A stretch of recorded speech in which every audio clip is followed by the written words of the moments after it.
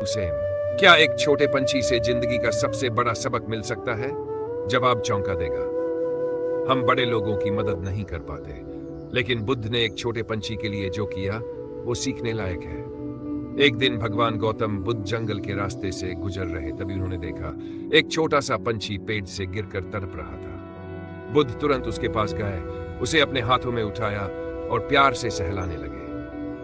पास खड़े एक व्यक्ति ने पूछा, भगवान, ये तो सिर्फ एक छोटा सा पंछी है, आप इतना ध्यान क्यों दे रहे हैं? बुद्ध मुस्कुराए और बोले, जीवन छोटा हो या बड़ा, दर्द सबको बराबर होता है, और जहां करुणा होती है वहीं सच्चा धर्म होता है। कुछ देर बाद वो पंछी फिर से उड़ गया और उस व्यक्ति की सोच हमेशा के लिए बदल गई। अगर आप भी दया और करुणा में विश्वास रखते हो तो इस वीडियो को लाइक जरूर करें। ऐसी ही वीडियो रोज देखने के लिए चैनल को सब्सक्राइब जरूर करें।